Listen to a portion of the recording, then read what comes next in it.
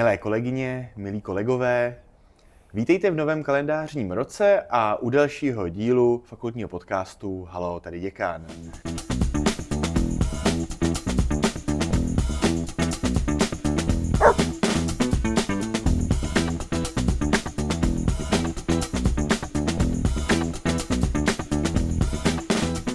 Vítám vás v experimentálním skleníku Přírodovědecké fakulty a se mnou, jako vždy, je děkan Přírodovědecké fakulty. Dobrý den a vítám všechny u nového dílu podcastu. Doufám, že jste si všichni užili vánoční svátky a přeji vám vše dobré do nového roku. Možná by se zdálo, že tento díl bude primárně o květinách, když jsme se přišli podívat do skleníku, ale pravdou je naprostý opak. Dneska to vůbec nebude o květinách, naopak to bude vlastně o poušti.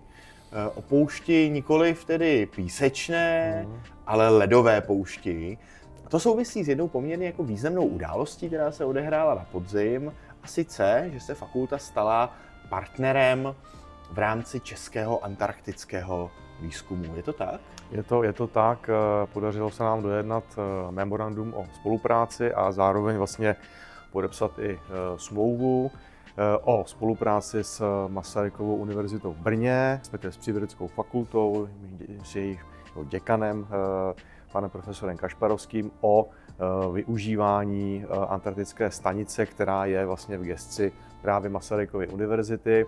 To znamená, vlastně naši přírodovědci tam budou mít přístup a ta dohoda je založena na tom, že ta brněnská strana platí transport, platí vlastně logistiku toho týmu a Přírodovědecká fakulta v Praze platí výzkum. Přičemž Brno má skvělé odborníky, ale to, co jim vlastně chybělo v rámci jejich programu, tak to jsou ekologové.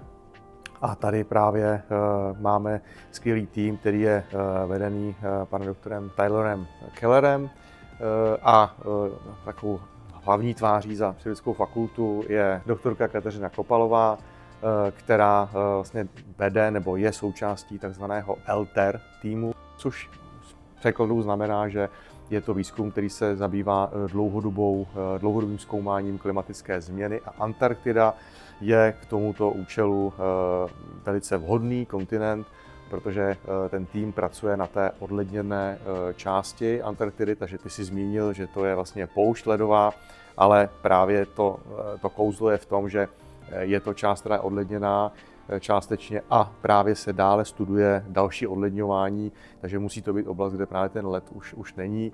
A ten výzkum se odehrává na všech polích přírodních věd, to znamená jak geologie, biologie, chemie, ale i vlastně geografie a životní prostředí. Součástí té dohody je taky domluva, že vlastně každý rok tam jede někdo z naší fakulty. Ano. A vlastně v lednu jede právě pan doktor Kohler. So I would like now to invite Dr. Tyler Kohler, the group leader. Hello, how are you? Yeah, not too bad. Thank you for having me. Welcome in Faculty Podcast. Firstly, I would like to ask you, can you recall the first moment when you entered Antarctica, when you went from a boat or from a plane and you saw that ice field? How was it? What did you feel this time? Yeah, I can remember it very well. I think it was in 2010, I believe. And we took one of these Hercules airplanes down to the Ross ice shelf, and we landed directly on this Pegasus runway. And I just remember looking out the door and out the window, and it's just white. You know, the ice sheet is white, the sky is white, everything was just white. So it was very, quite surreal actually, like you're landing in the clouds or something like this. And what did you do that time? It was during your PhD in McMurray Station? Yep. So during my PhD, I was a graduate student working on the McMurdo long-term ecological research program. And my job there was to work on the stream team. So we would arrive in October and we would stay until the middle of February. And we would go around and we would open all of these stream gauges across the dry valleys. and we would, download all of the data from the past year, and we would upload new programs into all the boxes so that they could start taking measurements before the stream started to flow. And then once the stream started to flow, we would take the water measurements and take water chemistry measurements and sample all of the organisms for biological analyses. And we would do that until the streams basically shut down. What have changed since that time? I mean, in your research, so where did you shift it from your American mission and now when you are working for the Department of Ecology? Is it the Department of Ecology? Right? Yes, that was good. I think a lot of things have more stayed the same than changed, to be honest. So when I was working in the United States, it was, I was still a student and I was still learning very much. But when I came here in 2015, I was really focused on bacteria in the streams in Greenland. And then after that, I was working in some other places in the Arctic. And then I went to Switzerland and we had a big project working on the glacier-fed streams in the world's different mountain ranges. And so in many ways, this is kind of making a big circle and coming back to what I started with in the polar regions. Your researchers from the Faculty of Science are visiting Antarctica for the scientific purposes for some time. I spoke to people from biology or more precisely from ecology, but also with some geologists or physical geographers. But now, as we spoke with the dean, there's a big change in the system of cooperation, because now we are, if I understood well, we are partners of Masaryk University, and so we are somehow participating in also the strategical managing of the program and of the Johann Gregor Mendel station. What does change entail? As you said, now we will be partners with the Czech Antarctic program.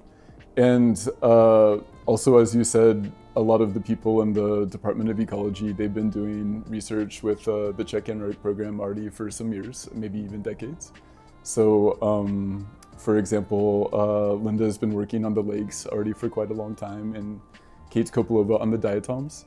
But these were all kind of individual efforts that were somehow funded, I don't know, maybe independently or maybe part of something that was more temporary. And when you have these sorts of short-term things, it's possible to do some really nice things for a while, but it's impossible to have really continuity, and you can't answer a lot of research questions that could actually be really important to answer these days. So you can't really assess how changes are taking place by just having some samples from 10 years ago and maybe some from 5 years ago. You really need something that's more an unbroken data set, and you need cooperation from a lot of your friends, because if you don't have this collaboration, it's really hard to do bigger analyses. So that's the reason why this partnership is mutually beneficial? Can we say it like this? Or? Yeah. I think without some sort of structure and without a name and special funding, it's really hard to actually do something in a serious way. Yeah, I don't think it would be possible otherwise. Also, what looks quite cool is that Czechia is one of the 29 countries that are, say, consultative in the Antarctic Treaty, yeah. Which is quite cool for a landlocked country from Northern Hemisphere.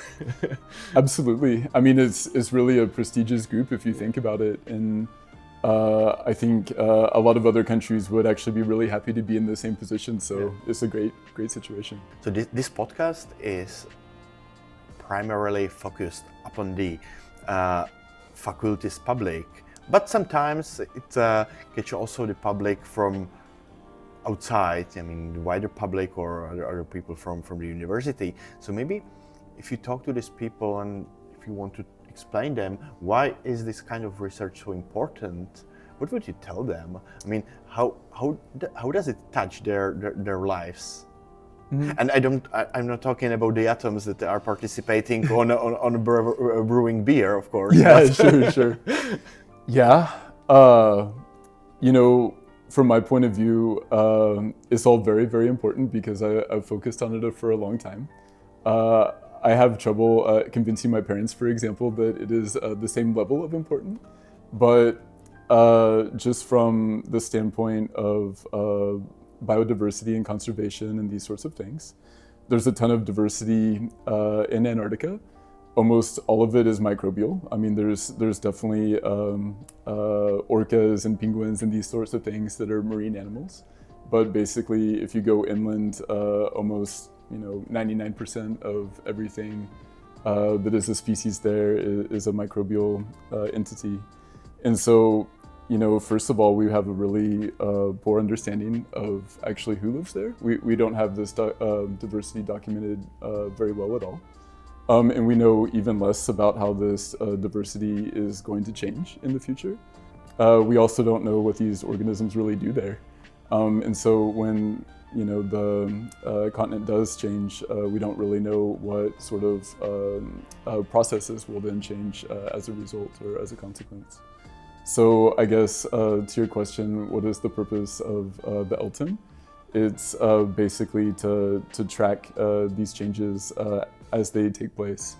Because in the Ulu Peninsula, where the Antarctic base is located, the idea is that over time, the temperatures should get bigger or higher. The glaciers should probably get smaller, and overall, the area itself should probably get drier. And so we would expect that the different habitats, they should probably become less well connected. A lot of things might dry out and disappear. And so the idea is to see how the diversity in the communities respond to this. So you are American, so I guess you are still in touch with American science. So do you see any changes since the new government that impacts directly the Antarctic research American Antarctic research? Yeah. So I'm still kind of I'm not a PI on the McMurdo program because they can't pay me. Yeah. But I'm still a collaborator on the project, and so we've been in very regular contact for the last several years.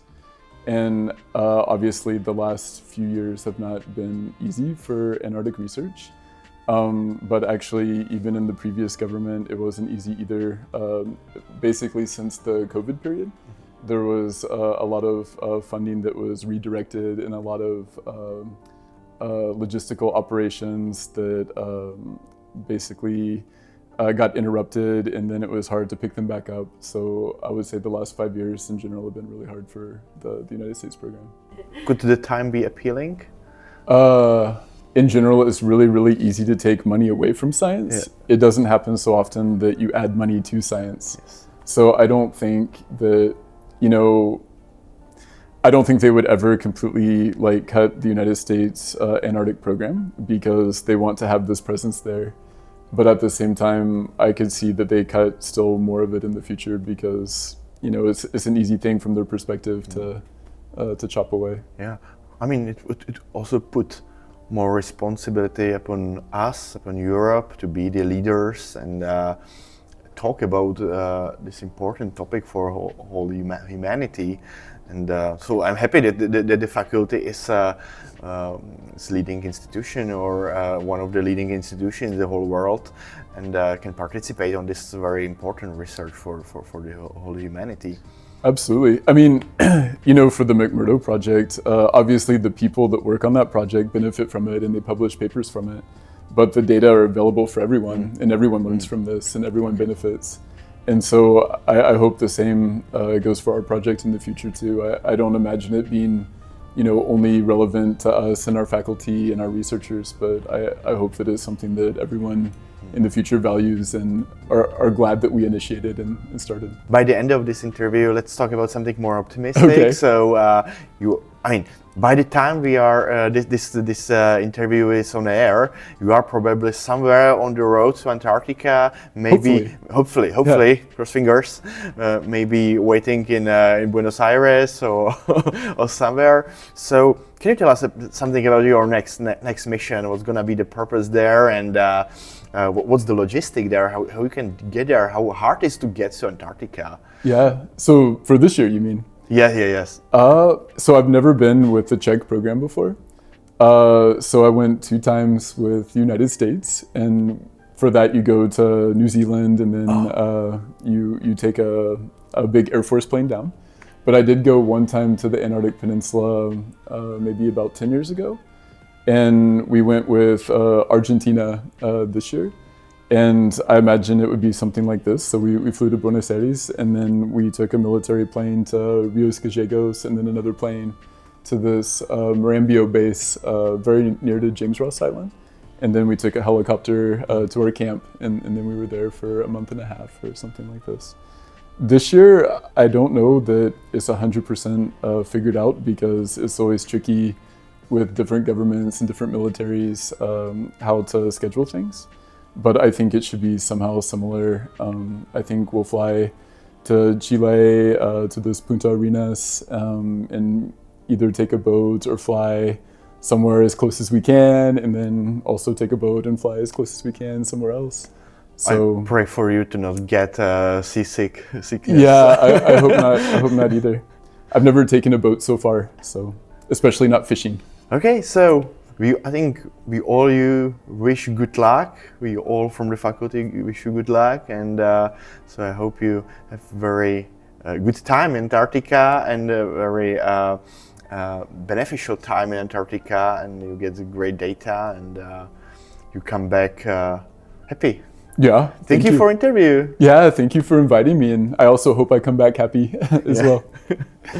Okay. Takže milí diváci, tímto se s vámi loučíme, děkujeme vám opět za pozornost a těšíme se v dalším únorovém díle, a já vám také přeji mnoho štěstí do dalšího roku.